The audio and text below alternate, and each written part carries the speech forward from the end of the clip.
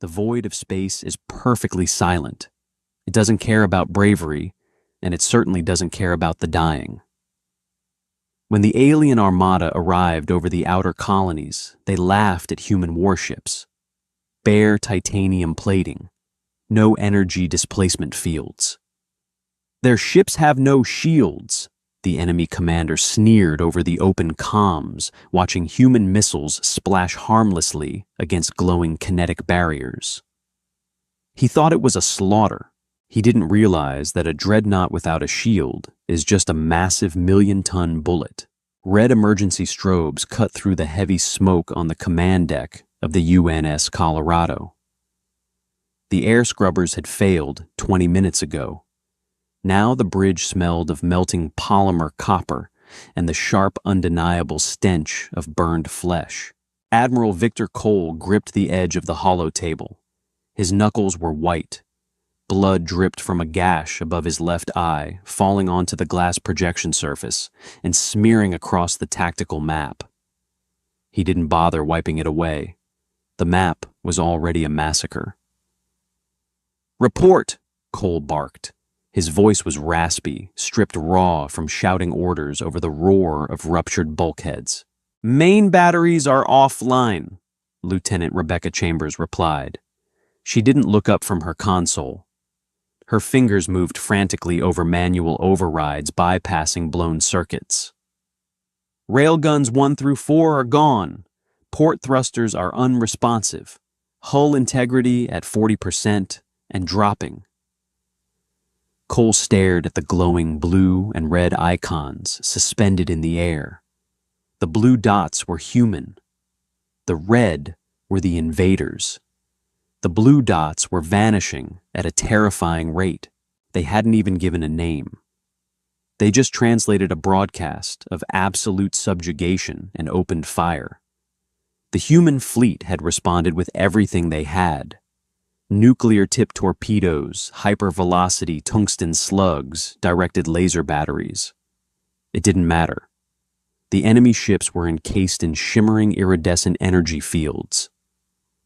When a human railgun slug hit an alien cruiser, the kinetic barrier simply flared purple, absorbing the impact and dispersing the kinetic energy into the void. It was like throwing gravel at a brick wall. In return, the aliens fired lances of superheated plasma. Human ships relied on layered titanium and ceramic armor, good against shrapnel and kinetic impacts, utterly useless against confined beams of sun-hot gas. The plasma sliced through the human armor, plating like a blowtorch through wax-gutting internal decks, flash-boiling crews, and detonating magazines.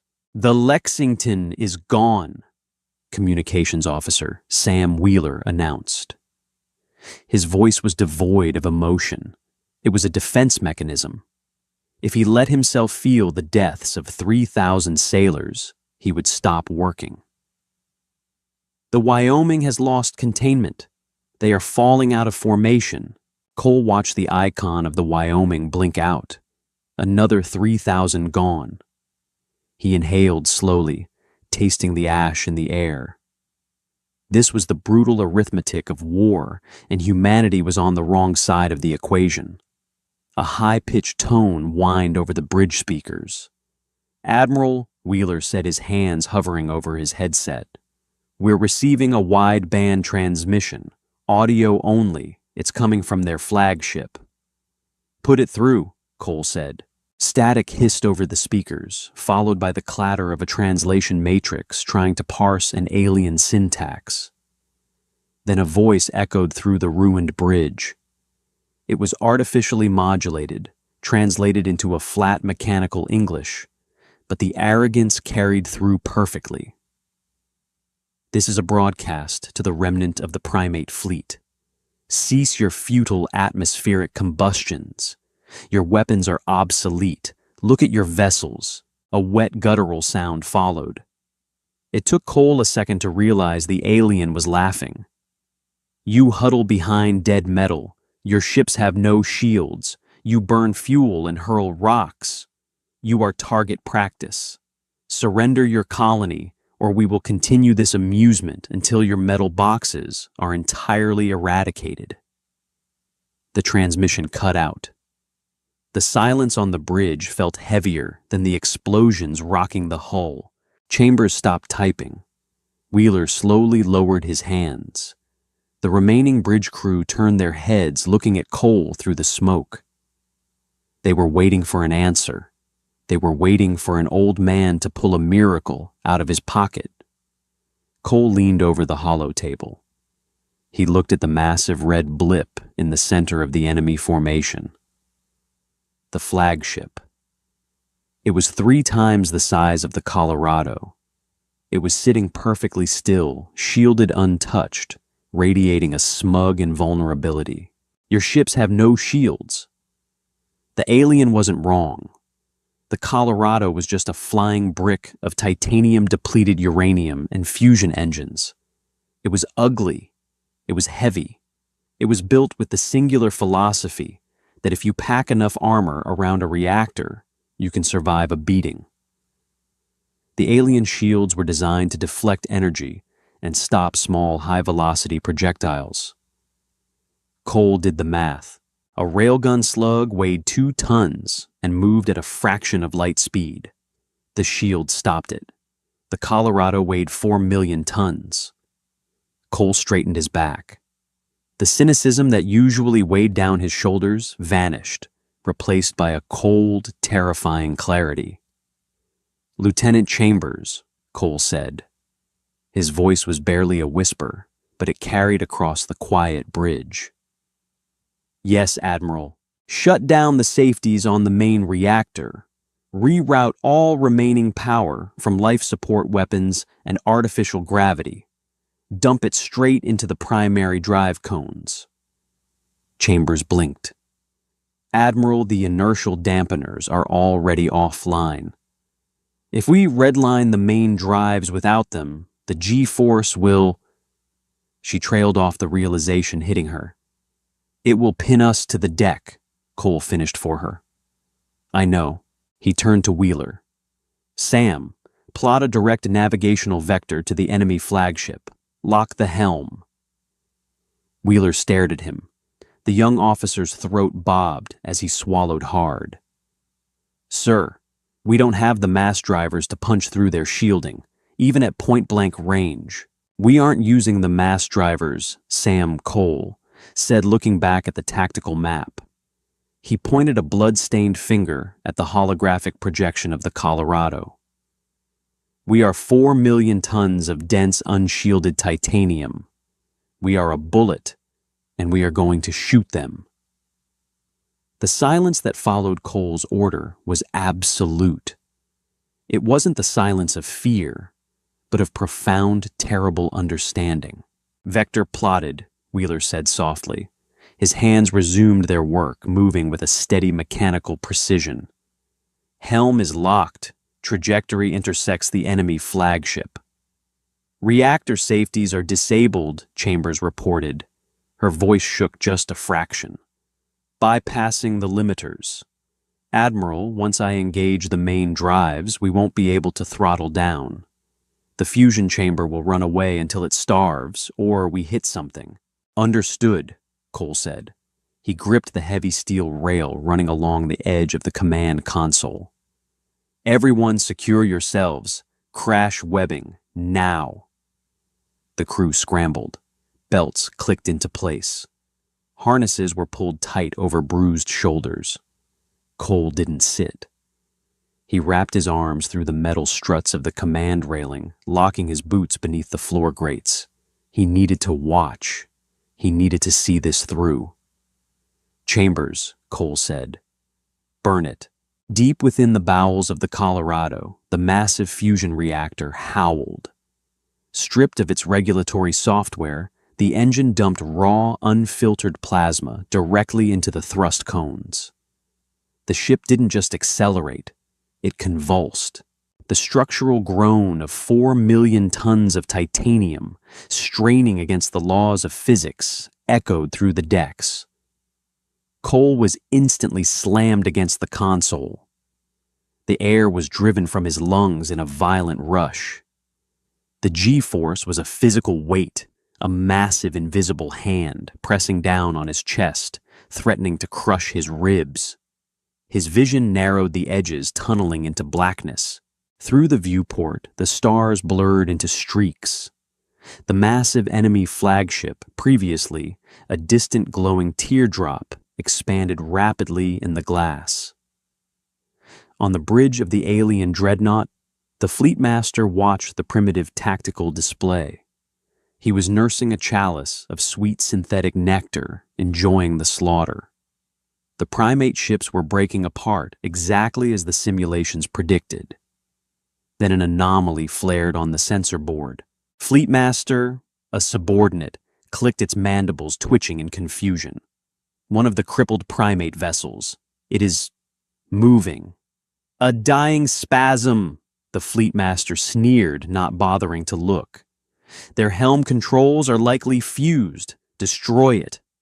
I cannot get a target lock, Fleetmaster. Its velocity is increasing exponentially. The Fleetmaster set down his chalice and turned to the main viewport. The human ship was coming straight at them. It wasn't firing its primitive kinetic weapons. It wasn't attempting an evasive maneuver.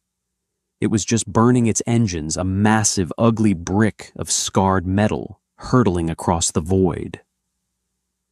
Why is the debris accelerating? The Fleetmaster murmured, the first thread of actual concern weaving into his voice. It is not debris, the subordinate said, its voice rising in pitch. It is drawing a direct intercept course.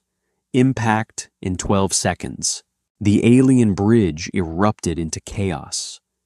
Orders were shouted over each other. Evasive maneuvers shift power to the forward displacement shields. The Fleetmaster roared, gripping his command throne. But it was too late. The dreadnought was a massive vessel designed for stationary bombardment, not agility. And the primate ship was moving at a speed that defied the structural limits of its own hull. 8 seconds. On the Colorado, Cole's nose was bleeding. The capillaries in his eyes had burst, turning his vision into a red-tinted nightmare. The hull was screaming panels tearing off into the vacuum, the sheer acceleration ripping the ship apart from the inside. But the core held. The titanium prow held. 4 seconds. The alien flagship filled the entire viewport. A massive glowing purple wall of energy. Impact. The physics of an energy shield are complex.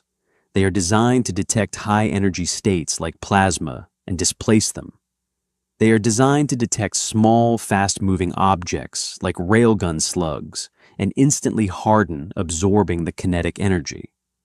They are not designed to stop 4 million tons of dead, unshielded mass moving at 80 kilometers per second. When the nose of the Colorado struck the kinetic barrier, the shield didn't flare. It detonated. The sheer mathematical impossibility of the kinetic energy transfer overloaded the alien dreadnought shield generators in a microsecond. A blinding flash of white light consumed the void. The barrier shattered like cheap glass. The Colorado didn't stop. Its titanium prow crumpled inward, accordioning back through the forward decks, crushing human crewmen and machinery into a dense, superheated wedge of metal. But the mass remained. The human ship drove straight into the elegant teardrop hull of the alien flagship. It was a spear of blunt, brutal reality, piercing a bubble of arrogance. The Colorado tore through the outer armor, obliterated the alien command decks, ruptured the primary plasma conduits, and blew out the other side of the dreadnought in a catastrophic shower of molten metal and venting atmosphere. The alien flagship shuddered, its spine completely severed. Secondary explosions rippled across its hull. A massive silent fireball bloomed in the darkness, tearing the dreadnought into 2 burning halves. Across the human fleet, the surviving crews watched in stunned silence. The comms channels were dead. The relentless barrage of alien plasma fire abruptly ceased. The enemy formation, previously flawless and coordinated, instantly dissolved into a chaotic swarm of panicked leaderless ships. On the crippled bridge of the human destroyer, Vanguard, a young captain stared at the expanding debris field where the enemy flagship used to be. He looked at his own ruined tactical board. His weapons were gone. His ship was dying. He looked at his helmsman. "Set a collision course for the nearest enemy cruiser," the captain said quietly. "Disable the reactor limiters." One by one, the blue dots on the tactical map stopped running. They turned, and the aliens finally understood terror. Captain Laura Mitchell tasted iron. The life support scrubbers on the Vanguard had given up the ghost during the second barrage, leaving the bridge choked with the acrid smoke of electrical fires and burned insulation. The tactical display in front of her was cracked. Half the holographic projectors shorted out, casting erratic, flickering shadows across the faces of her remaining crew. Overhead, the massive groans of the ship's superstructure sounded like a dying wail. The Vanguard was a destroyer built for speed and torpedo runs, but it was currently bleeding atmosphere from a dozen hull breaches. Her port engine was dead. Her main battery was fused slag.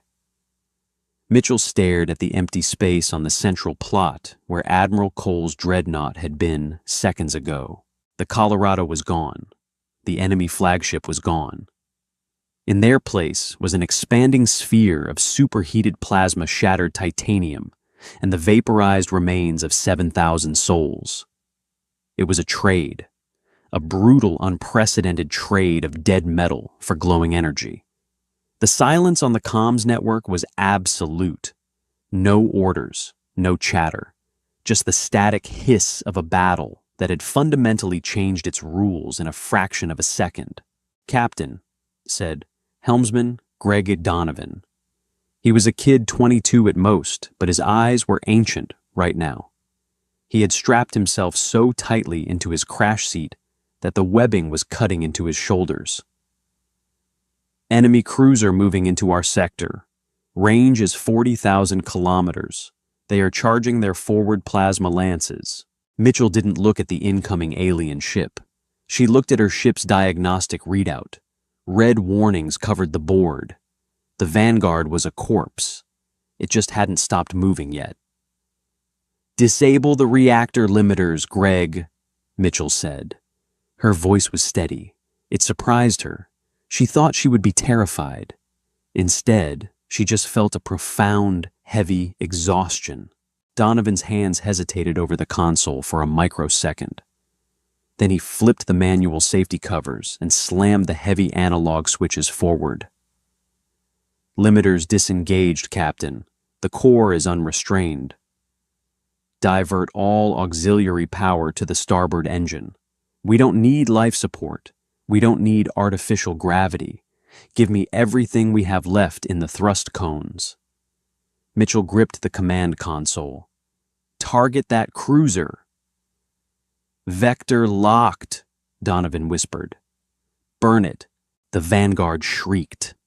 It wasn't a metaphor. The sheer torque of the unrestrained fusion drive kicking in on an asymmetrical thrust profile physically warped the ship's keel.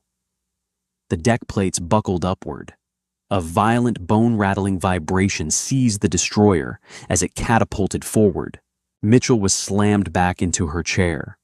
Her vision swam. The air rushed from her lungs, replaced by the crushing weight of sudden extreme acceleration.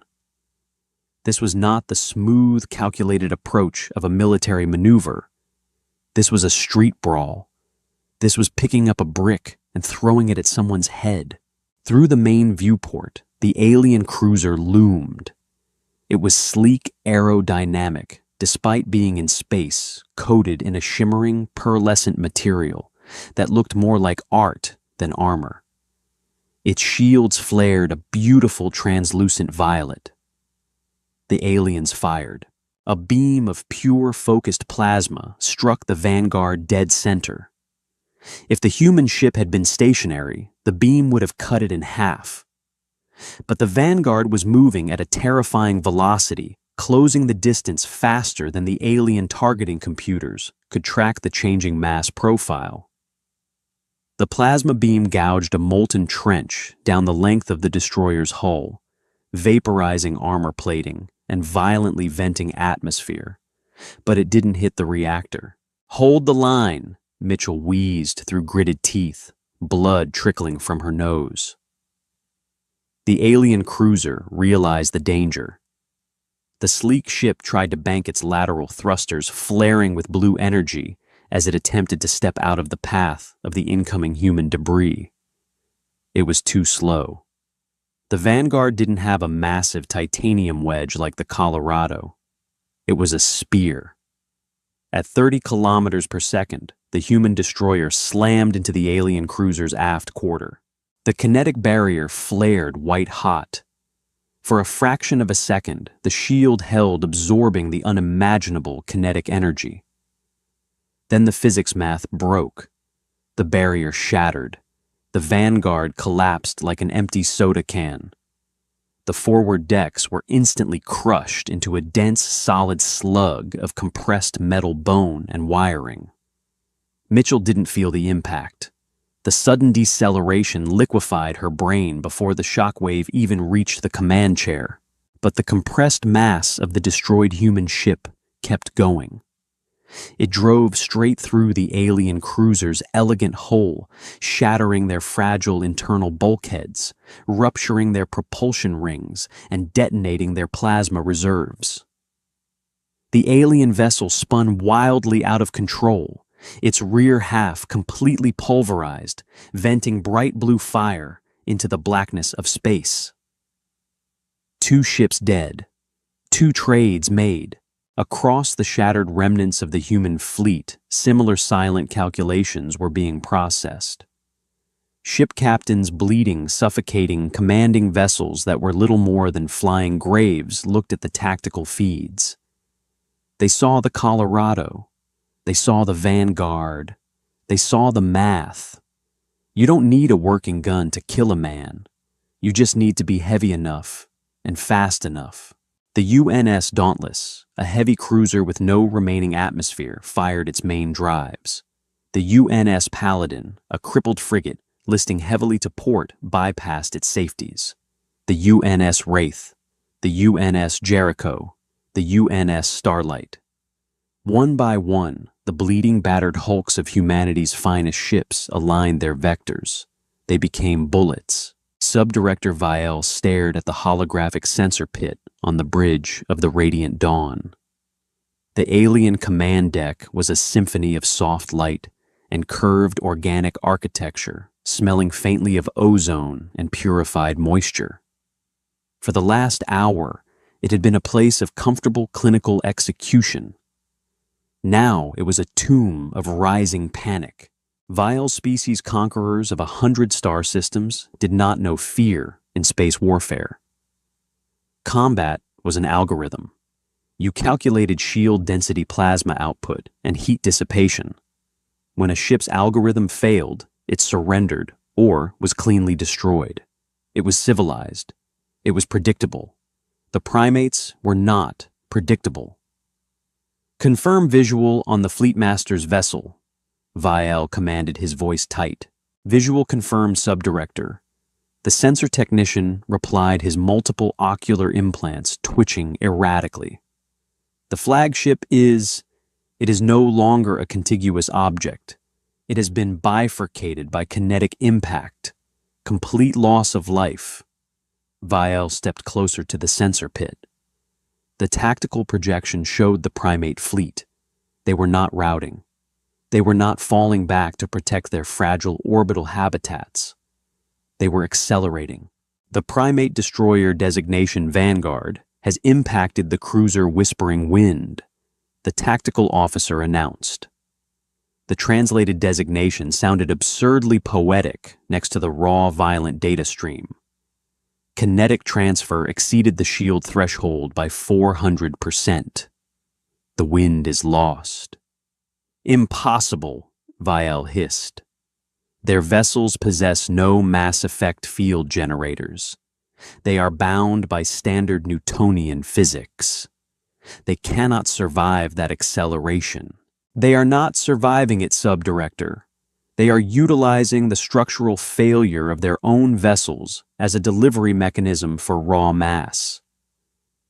Vial looked at the holographic display. Dozens of blue icons were streaking toward his formation. The human ships were accelerating so hard, they were actively tearing themselves apart. Sensor telemetry showed primate vessels venting oxygen, trailing debris, their engines burning with a dirty, unregulated ferocity. They were throwing themselves into the fire just to burn the hand that held them. Shift formation, Vial shouted, the serene composure of his command training snapping entirely. Scatter. Do not let them close the distance. Reroute all auxiliary power to lateral evasion thrusters. But the alien ships were built for elegant, long-range duels. They were meant to sit behind their impenetrable shields and melt their enemies from afar. They were not designed to dodge million-ton bricks of solid titanium. Aboard the human dreadnought, Archangel Commander Jackson Ford watched the alien armada break. He wiped a mixture of sweat and hydraulic fluid from his face.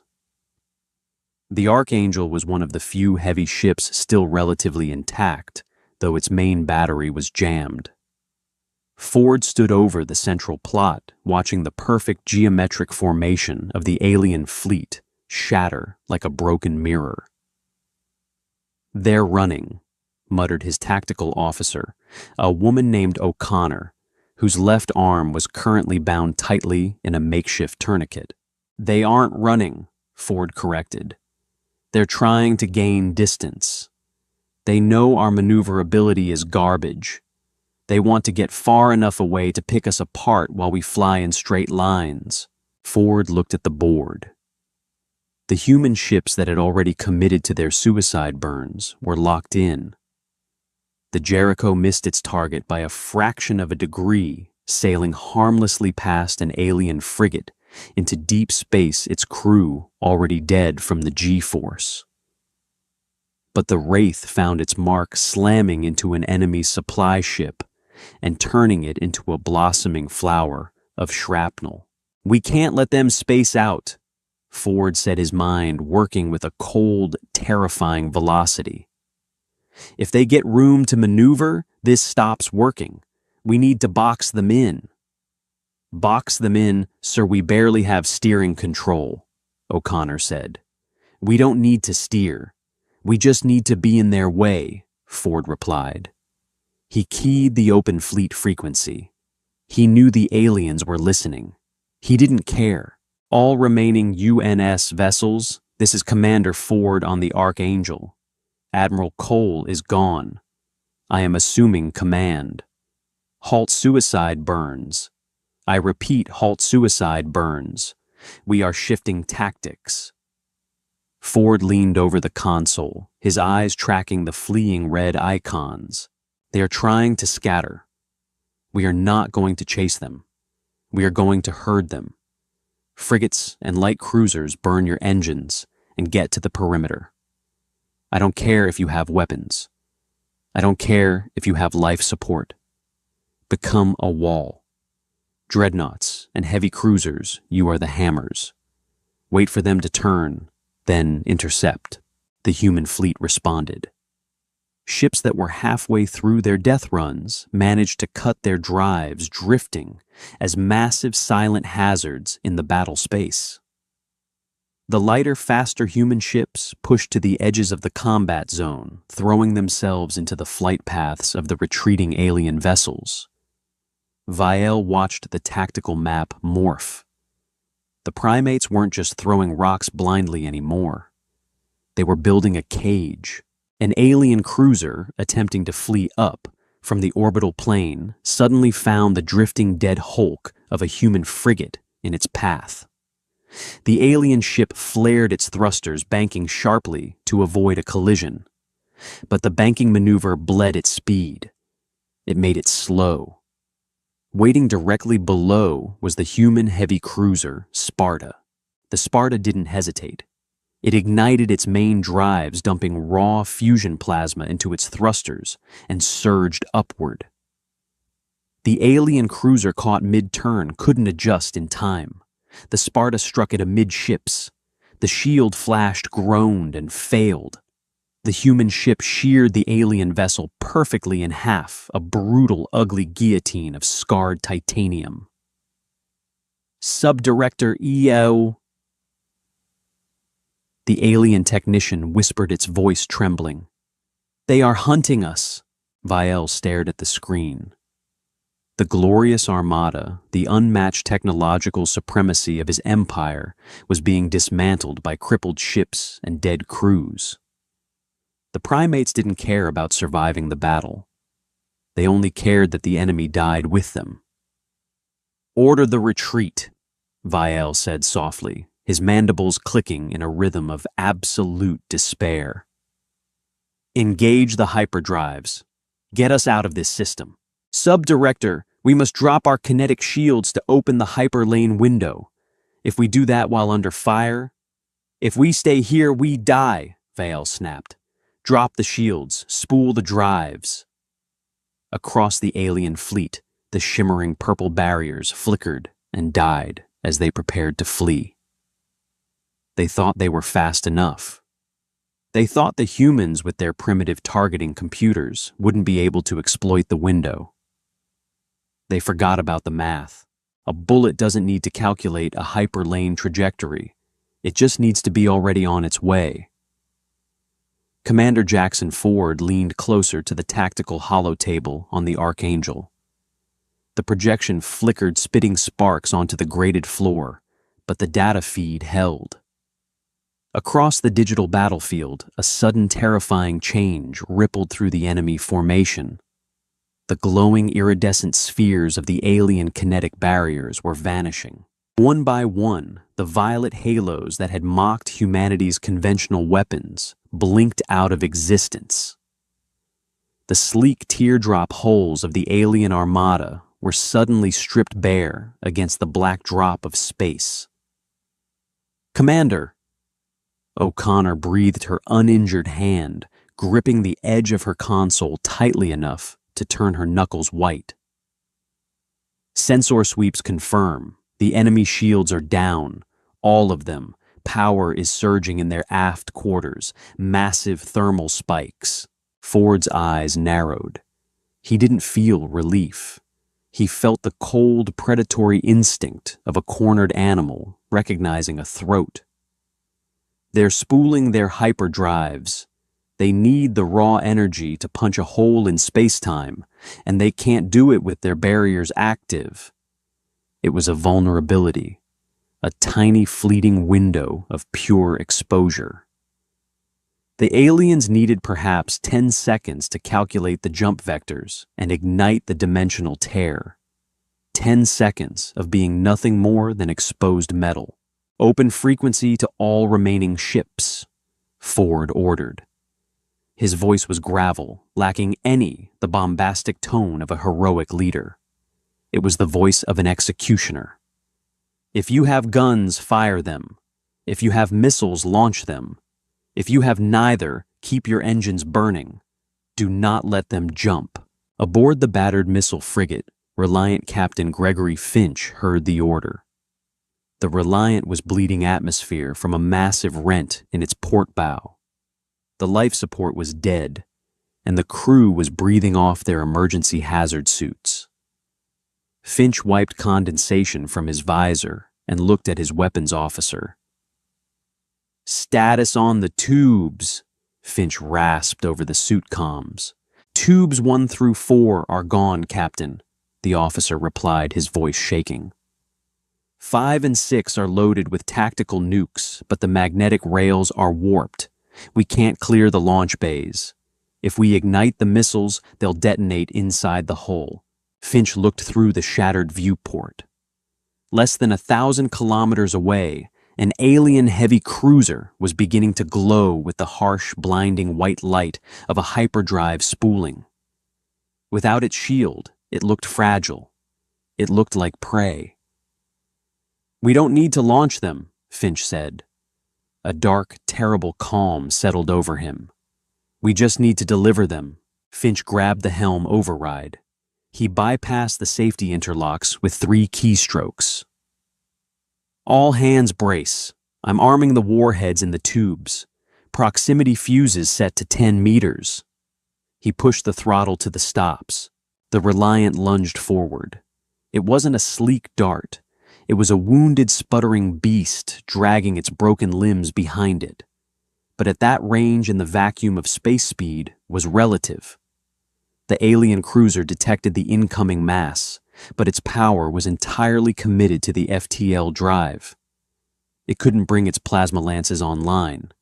It couldn't raise its shield. It could only sit there and wait for the jump timer to count down. 5 seconds to jump. The Reliant crossed the gap. The alien hull filled Finch's entire field of vision.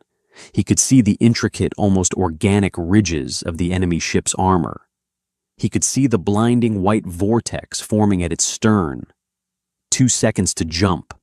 The Reliant's proximity sensors screamed. The nuclear warhead, still locked tightly in the warped firing tubes, registered the massive wall of alien metal 10 meters away.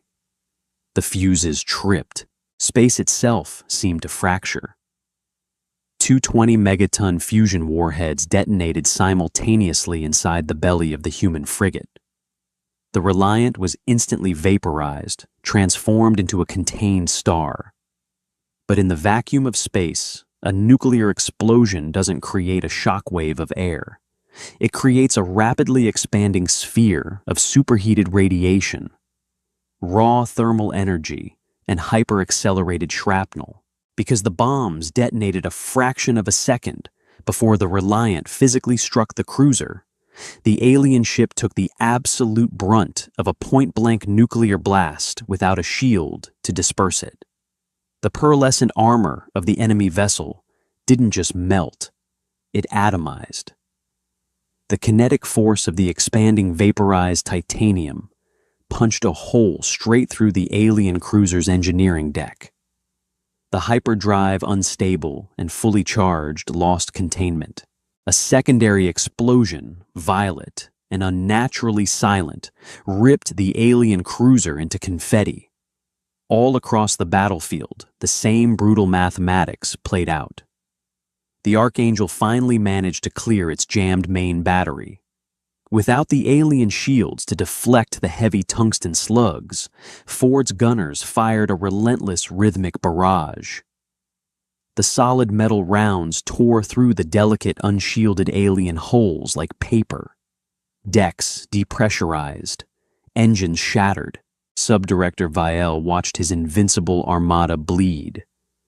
He stood on the bridge of his flagship, surrounded by screaming alarms. The tactical pit was a graveyard of extinguished icons. They had dropped their shields to escape, assuming the primates would be too slow to capitalize. They had forgotten that humans were already throwing themselves at the fire. "Jump sequence at 98%, the alien helmsman shrieked. "Engage!"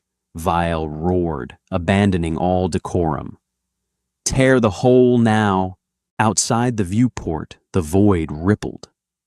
A violent artificial tear in space-time tore open in front of the remaining alien vessels. It was a chaotic, uncalculated jump. They weren't plotting a safe course. They were just running blindly into the dark to escape the madmen with their heavy metal boxes. One by one, the surviving alien ships shot into the dimensional tiers, their drives screaming in protest. A few didn't make it. The human heavy cruiser Odyssey, missing half its primary armor, managed to broadside an alien frigate just as it entered the tear. The resulting dimensional shear sliced the alien ship perfectly in two, leaving half of it in normal space to spin away into the dark. Then the dimensional windows snapped shut. The blinding light faded. The chaotic swarm of red icons on the tactical boards vanished. The void returned to its natural state. It was dark, and it was perfectly silent. The sudden absence of the enemy was jarring. For the last 2 hours, the space above the colonies had been a maelstrom of blinding plasma fire, shattering kinetics and the deafening structural screams of dying ships. Now there was only the slow, lazy drift of cooling wreckage. On the bridge of the Archangel Commander, Ford stood completely still. His chest heaved. He realized he was clutching the edge of the hollow table so tightly his fingers had gone numb. He deliberately forced himself to let go, flexing his stiff joints. The tactical board was a mess of debris markers. There were no red dots left. But the blue dots were a tragedy. Of the 74 heavy ships that had formed the defensive line, only 22 were still transmitting IFF signals. Most of those were barely holding station. They were gutted, venting precious atmosphere into the uncaring vacuum. "O'Connor," Ford said. His voice sounded hollow in the quiet bridge. "Status." O'Connor swallowed hard. She didn't look at him. She couldn't tear her eyes away from the casualty estimates scrolling down her auxiliary screen. "Enemy fleet has vacated the sector. Sensor sweeps show 0 hostiles within a 50 million kilometer radius. They really ran." "Our fleet," Ford corrected softly. "What is the status of our fleet? The Colorado is gone. Admiral Cole is confirmed KIA. The Vanguard Reliant, Dauntless Sparta. They're all gone, Commander. The ships that use their mass. There's nothing left to recover." O'Connor wiped a streak of soot from her cheek. "Of the survivors, the Odyssey is reporting critical reactor failure. They are requesting immediate evacuation. The Wraith has lost all life support. They have maybe 20 minutes of suit air left." Ford closed his eyes for a long moment. It wasn't a victory. It was a survival. They had paid for the dirt of their colonies with the blood of their absolute best. "Broadcast a fleet-wide recall," Ford ordered, opening his eyes. The exhaustion was a physical weight on his shoulders, but the cold clarity remained. "Deploy all remaining search and rescue shuttles. Prioritize vessels with failing life support. If a ship can't be saved, strip the crew and scuttle the reactor." "Aye, Commander." Ford walked slowly toward the main viewport. The glass was spider-webbed with microfractures scored by near misses and shrapnel. Beyond it, the graveyard of humanity's first interstellar war stretched out in a terrifying, beautiful mosaic. Massive chunks of alien hull shimmering like oil slicks tumbled end over end. Mixed among them were the brutal, ugly blocks of human titanium. The debris fields were so dense they were creating their own microgravitational pull, slowly clumping together into twisted monuments of violence. The aliens had arrived with elegance. They had arrived with mathematics energy fields and the supreme confidence of an empire that had never known true desperation. They viewed war as a sterile equation. Humanity had shown them the alleyway. Humanity had grabbed them by the throat and dragged them down into the mud, proving that all the advanced energy displacement in the universe didn't matter if the primate swinging the rock simply refused to stop swinging. "They'll be back," a voice said. Ford turned. It was his chief engineer, a gruff, heavily scarred man who had just hauled himself up from the lower decks. He smelled like ozone and dried blood. "I know," Ford said. "They panicked this time." The engineer continued walking up to the glass to stand beside Ford. They didn't expect us to be crazy, but they aren't stupid. They'll run the numbers. They'll figure out how to counter a mass ram.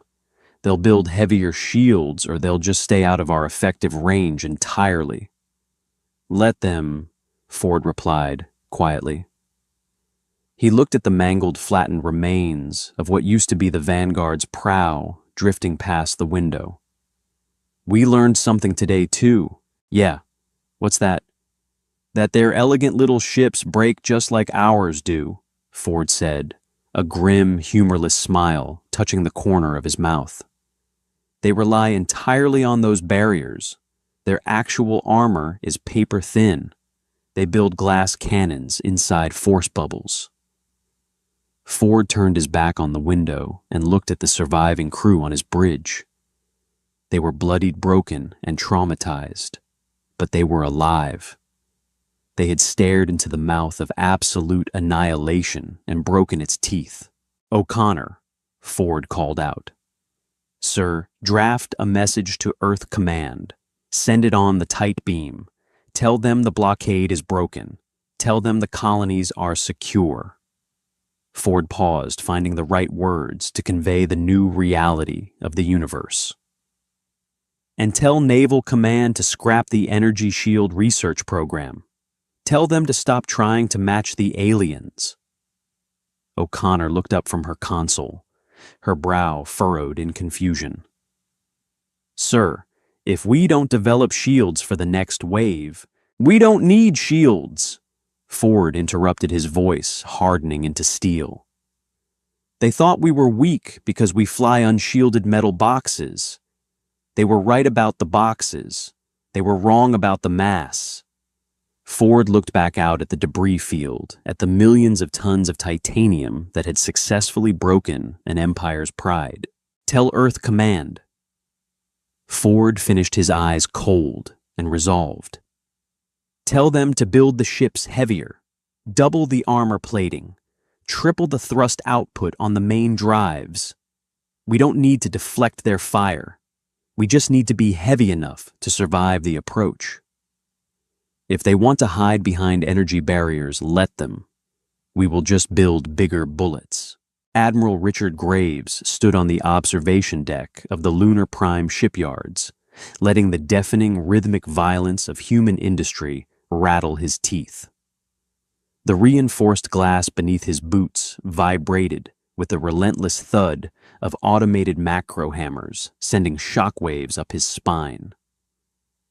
Down below, suspended in the vast low-gravity cradle of the orbital dry dock, rested the absolute ugliest piece of machinery humanity had ever conceived.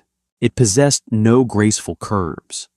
It lacked the aerodynamic sweeping lines of the old exploration vessels, or the sleek predatory profile of a traditional heavy cruiser. It was for all intents and purposes a rectangular prism of dull, non-reflective gray metal. It looked roughly the size of a city block, stripped of anything resembling architectural grace. You're actually going to tell me this thing flies, Graves said.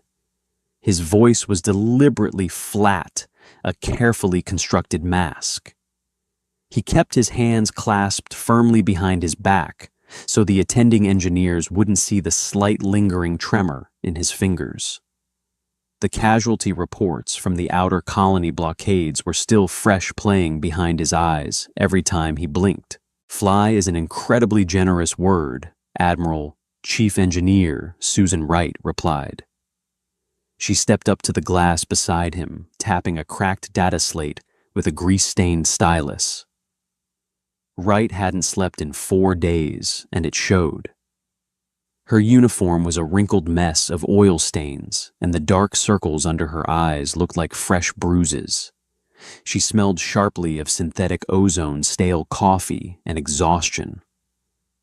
It's going to fall with style, upwards, at roughly 40 kilometers a second. Graves stared down at the massive slab of metal. Welding arcs flashed like dying angry stars against the dark hull, casting erratic shadows across the dry dock. Explain the prow to me again, Susan. Command is still having a hard time digesting the sheer mass requirements of this budget. Wright sighed, rubbing the bridge of her nose with a calloused hand. Commander Ford's after-action report was painfully specific, Admiral. The aliens build glass cannons. Their shields are entirely impenetrable to directed energy weapons and small kinetic rounds.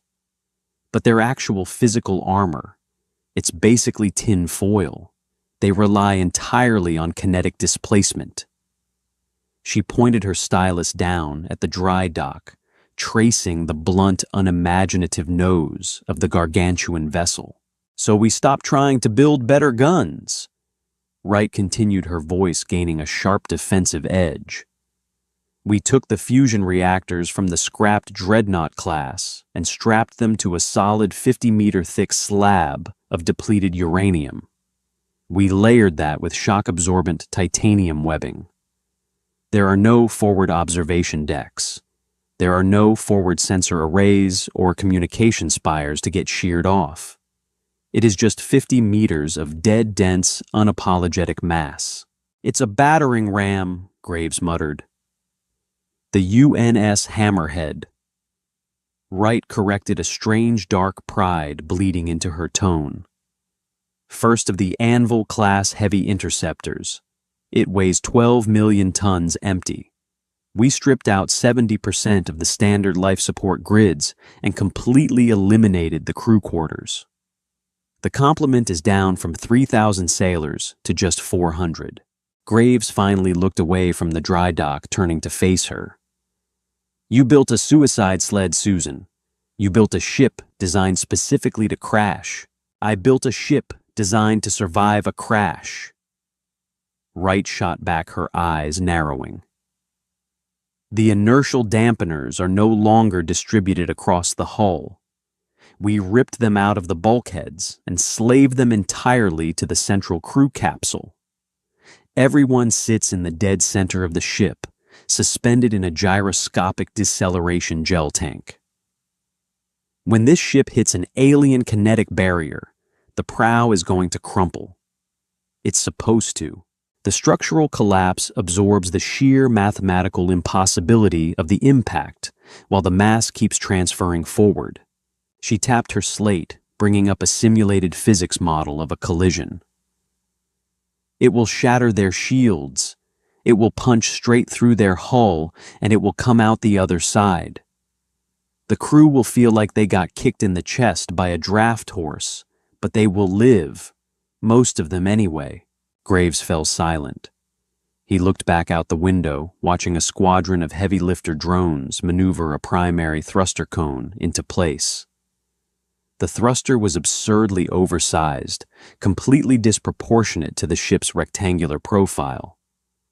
It looked like someone had strapped a planetary launch engine to a cinder block. Earth had not celebrated the victory at the outer colonies.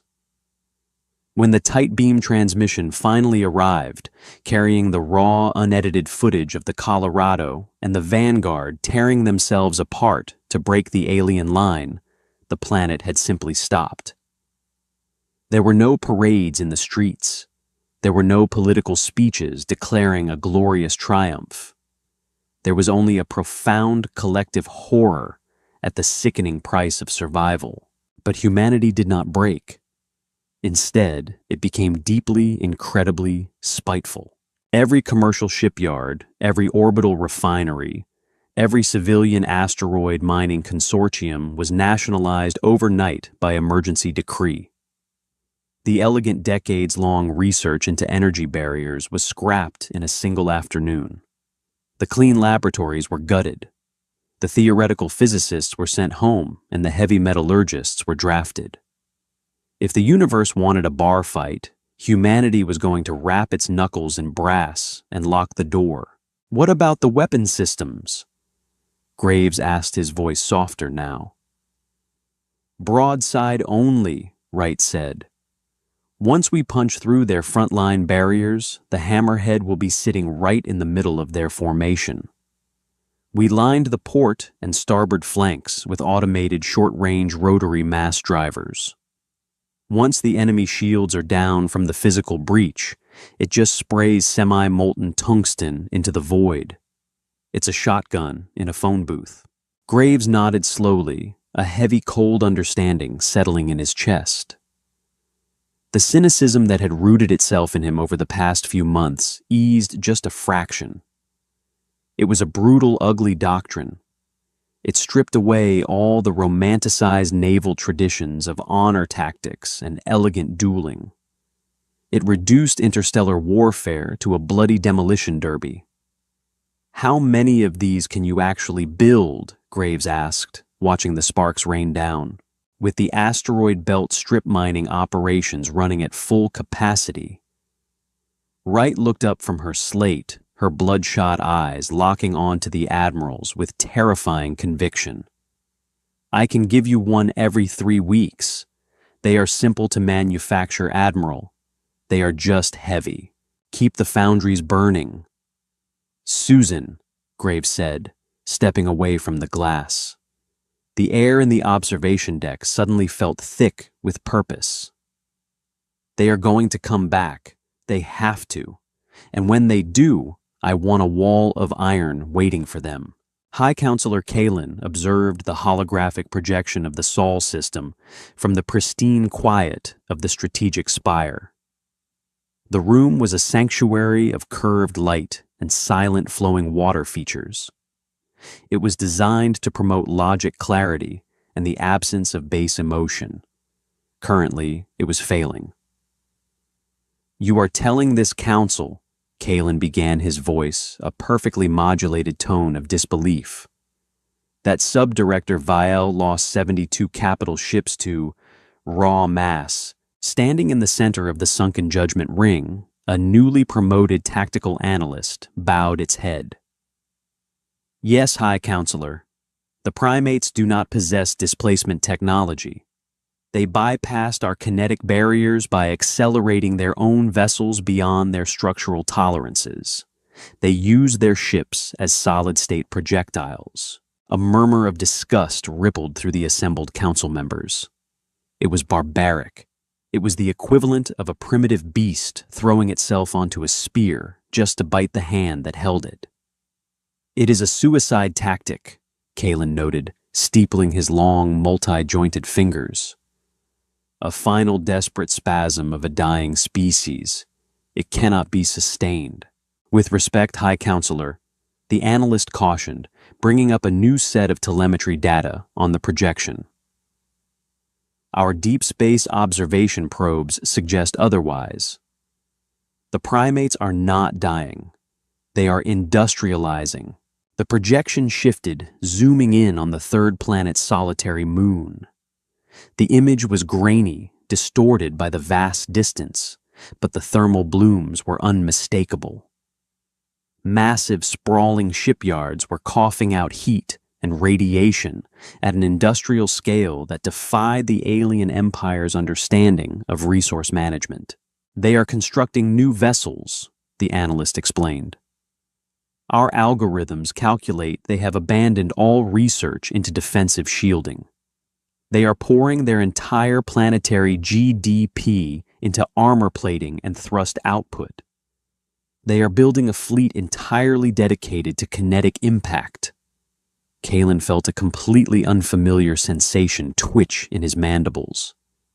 It was apprehension. "The math is quite simple." The analyst continued, utterly devoid of tact. "Our shields can absorb the kinetic energy of a railgun slug because the mass is low. A primate dreadnought represents a mass-to-velocity ratio that instantly overloads the dispersal capacitors. If they throw enough metal at us, our shields will shatter." "Then we do not let them hit us," Kalin snapped. The tranquility of the room felt suffocating now. "We are faster. We are more agile. In open space, yes. But they are defending fixed points, orbital habitats, mining platforms. If we wish to conquer their system, we must approach their gravity wells. We must enter their cages." Kalin stood. He walked to the edge of the judgment ring, looking down at the tactical display. The The crude, ugly thermal blooms of the human shipyards burned in his retinas. The primates were turning their entire civilization into a blunt instrument. "Bring the lead engineers from the energy caste," Kalen ordered. His voice was cold, stripped of its previous diplomatic warmth. "If the primates wish to throw metal at us, we will ensure that metal does not remain solid." Within a week, the alien shipyards began their own refits. The elegant teardrop vessels of the Second Armada were pulled into the dry docks. Their forward plasma lances, designed for precise long-range strikes against enemy reactors, were removed. In their place, the engineers installed thermal agitation arrays. It was a brilliant, horrific adaptation. The arrays did not fire a beam. Instead, they projected a massive conical field of absolute thermal excitation ahead of the ship.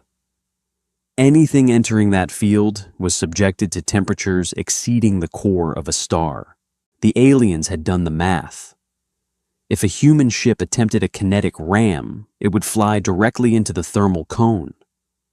Long before the physical mass struck the kinetic barrier, the titanium armor would flash boil.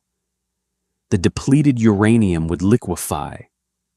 The human vessel would be reduced to a cloud of superheated plasma and molten slag splashing harmlessly against the shields like rain on a window pane. "Let them accelerate," Kalen whispered to himself, watching the first of the newly retrofitted dreadnoughts leave the staging grounds. The ship's forward arrays glowed with a terrifying, blinding yellow heat. "Let them build their crude blocks of iron. We will melt their resolve." 2 months later, the sky above the human colony of New Carthage tore open. The violent artificial lightning of 100 hyperlane jumps illuminated the dark side of the planet. The second alien armada had arrived. They did not broadcast a message of subjugation this time. There was no arrogant laughter over the open comms. There was only a cold, methodical silence as the alien ships organized into a tight, heavily overlapping phalanx. On the bridge of the UNS Hammerhead, Captain Elena, no Captain Sarah, was explicitly forbidden by the mental constraints of her creator. So, let us call her Captain Margaret Maggs. Donovan narrowed her eyes. She was strapped into the acceleration gel tank deep within the bowels of the massive iron brick. The tactical feed was piped directly into her retina display. "They're tight," her tactical officer muttered over the comms. "Overlapping shields and Captain Sensor spikes, massive thermal bloom on their forward arcs. They're running hot, really hot." Mags looked at the readouts. The front of the alien formation was glowing like a miniature sun. "They built a furnace," Mags said, her voice entirely calm. The gel tank hissed increasing pressure against her ribs in preparation for the burn. "They think they can melt us before we make contact." "Can they?" the officer asked. Mags grinned. It was a feral, deeply human expression of pure spite. She thought about the 50 solid meters of dense, heat-treated, depleted uranium sitting in front of her. She thought about the sheer, unadulterated mass of her ship. "Let's find out. Helm. Disengage limiters. Put us in the fire." The fusion drives of the UNS Hammerhead roared to life, dumping a terrifying volume of unregulated thrust into the vacuum. Mags felt the immediate crushing weight of the G-force press her deep into the dense oxygenated gel of her suspension tank. The heavy fluid rushed into her lungs, burning for a panicked microsecond before her body accepted the liquid breathing mixture. Through the neural link piped into her optic nerve, she watched the tactical feed. The Hammerhead was not alone. Flanking her were 14 other Anvil-class heavy interceptors, a massive wall of brutalist engineering, accelerating in perfect suicidal synchronization. They were 12 million-ton bricks moving at 30 kilometers a second. Ahead of them, the alien phalanx waited. The thermal arrays mounted on the enemy prows glowed with an intensity that blinded the optical sensors. It was a wall of absolute star-core heat. Entering the thermal envelope in 3 seconds, her tactical officer's distorted voice echoed through the fluid conduction earpiece. 2, 1. The hammerhead breached the kill zone. The heat was instantaneous and apocalyptic. The outer layers of the human ship, the ablative ceramic tiles, the sensor arrays, the communication antennas, simply ceased to exist. They didn't burn. They vaporized, flashing into a cloud of highly charged plasma, trailing behind the massive vessel like a comet's tail. Deep inside the alien command ship, radiant truth. Fleetmaster Vorath watched the primate fleet fly into the furnace. He clicked his mandibles in smug satisfaction. The thermal arrays were performing perfectly. The tactical display showed the ambient temperature of the approaching metal blocks skyrocketing. The outer titanium plating was liquefying, shearing off in glowing droplets. Their structural integrity is failing, Vorath's technician reported. The secondary armor is experiencing catastrophic thermal breakdown. Vorath leaned back. They thought they could bludgeon us. They forgot that iron softens before it breaks. Hold the line, let them melt. Inside the hammerhead, heat penetrated the 50-meter slab of depleted uranium. The ambient temperature inside the ship's corridors spiked, bulkheads warped. The gel tank surrounding mags began to warm as the chilling units screamed, fighting a losing battle against the encroaching inferno. But the engines kept firing. The hammerhead did not slow down. Vorath watched the tactical screen. His smug satisfaction hardened into confusion, and then into the creeping dread that seemed to follow this primate species like a shadow. The leading edge of the hammerhead was completely liquefied, a boiling, churning mass of liquid uranium and titanium plasma. But it was still moving at 30 kilometers a second. Fleetmaster, the technician said, his voice cracking. Their velocity is not decreasing. Their mass is not decreasing. Vorath stared at the telemetry. The fundamental law of physics suddenly crashed down upon the alien bridge. Heat changes the state of matter. It does not destroy it. The primates hadn't just thrown a rock. The thermal arrays had inadvertently turned that rock into the largest shaped charge warhead in galactic history. It was a 12-million-ton shotgun blast of liquid fire and superheated plasma held together only by its terrifying forward momentum. Evasive maneuvers! Vorath screamed. Drop the thermal arrays and angle the kinetic barriers. They were too slow. The hammerhead struck the overlapping energy shields. The superheated plasma and molten uranium splashed violently against the kinetic barrier. The shield generators attempted to calculate the displacement for 1 billion distinct microscopic points of impact simultaneously. The mathematical load was impossible. The alien generators exploded inside their housings. The violet barriers popped like soap bubbles. The unmelted core of the hammerhead, still carrying millions of tons of solid mass, punched through the ruined shields and drove straight into an alien dreadnought. The impact was cataclysmic. The human ship flooded the alien vessel. The molten armor that had pooled at the front of the hammerhead washed through the breached corridors like a tidal wave of lava, flash-boiling the crew and igniting the plasma reserves. Mags felt the violent bone-snapping shudder transfer through the gel tank. Her ribs groaned, but the suspension fluid absorbed the lethal force. "We are through the line," her tactical officer yelled. "Shields are down! Spin the drums!" Mags roared. "Give them hell!" Along the half-melted flanks of the Hammerhead, the armored covers of the broadside batteries blew off.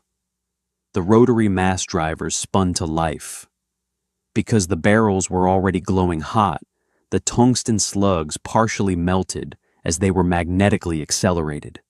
The Hammerhead sprayed thousands of rounds of white-hot semi-liquid shrapnel into the unshielded hulls of the surrounding alien cruisers. It was a slaughter. The liquid tungsten ripped through their organic architecture, severing power conduits and venting atmosphere. Vorath's flagship took a broadside barrage directly to the engineering section, losing all power and drifting aimlessly. Inside her tank, the emergency drain sequence initiated. The heavy gel rapidly flushed, dropping Mags to the grated floor. She hit the deck hard, coughing up lungfuls of oxygenated fluid. She hauled herself up, gripping the edge of the tactical console. The red emergency lights cast harsh shadows across her surviving bridge crew. Mags looked at the feed. The thermal arrays were gone. The alien phalanx was broken. Only a handful of enemy vessels were successfully spooling their hyperdrives, fleeing into space-time tears. Humanity hadn't just survived the fire. They had weaponized it. Mag spat a mouthful of blood and gel onto the deck. She stared at the burning wreckage of the alien empire, the cynical truth of the universe settling permanently into her bones. They thought they could melt the iron. They just didn't realize humans were perfectly willing to drown them in the slag. If you enjoyed this brutal journey into humanity's sheer, unstoppable stubbornness, hit that like button and share this video with your fellow sci-fi fans. We love exploring these gritty HFY concepts where humans don't win with elegant technology, but with raw physics and absolute grit. Subscribe to the channel and ring the notification bell so you never miss a new story. What did you think of the Hammerhead and Captain Mags? Let us know in the comments below, and we will see you in the next epic interstellar battle.